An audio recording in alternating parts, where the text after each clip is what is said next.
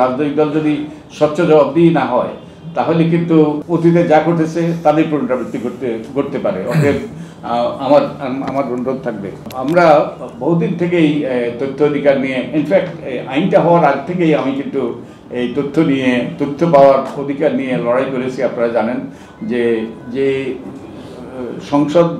সংসদ নির্বাচনে কিংবা অন্য যে কোনো নির্বাচনে অংশগ্রহণ যারা করে তাদের কিন্তু হলফনামার মাধ্যমে তথ্য দিতে হয়। এটা কিন্তু 2005 সালে আদালত নির্দেশিত, এবং তা আমরা আদালতে গিয়েছিলাম তার আগেই, এবং বহু জালিয়াতির পরে এটা প্রতিষ্ঠিত হয়েছে যে এই তথ্যগুলো দিতে হবে, এবং তথ্য অধিকার আইনের আগেই।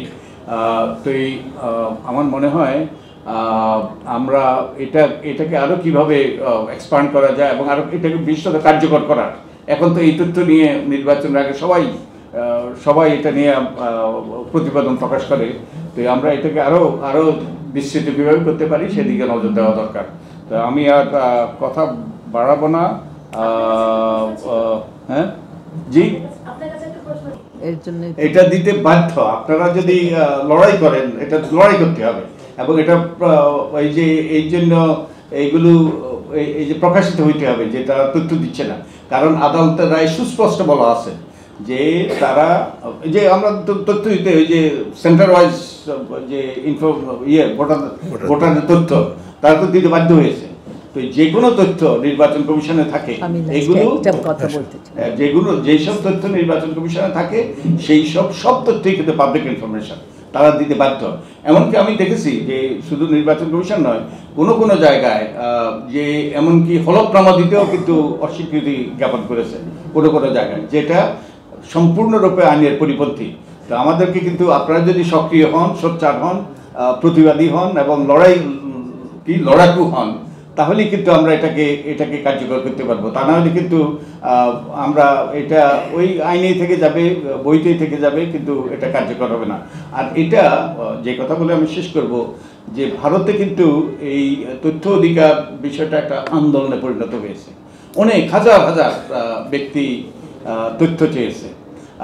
আমাদের দেশে কিন্তু আন্দোলনে পরিণত হয়নি, এবং তথ্য চাওয়ার যেই পরিসংখ্যান অত্যন্ত উৎসাহব্যঞ্জক নয়।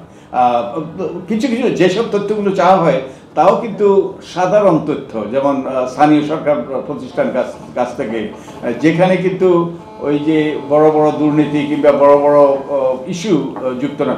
আমি চেষ্টা করেছি, যেমন আমি ওই যে আমাদের রিজার্ভ যে চুরি হয়েছে ওটার তথ্য পাওয়ার জন্য আমি দরখাস্ত করেছিলাম, কিন্তু আমাকে দেয়নি, বলছে যে এখনো এটা এটা শেষ হয়নি।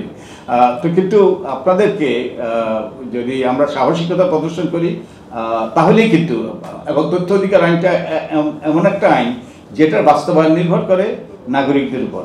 তো আমরা নাগরিক, আপনারা গণমাধ্যমের প্রতিনিধি, আপনারা তো আরও গুরুত্বপূর্ণ নাগরিক।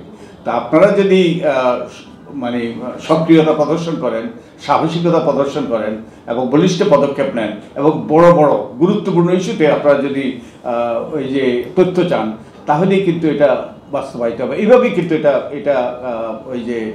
এটা কার্যকর হবে, তা না হলে কিন্তু কার্যকর হবে না। আপনাদের সকলকে ধন্যবাদ।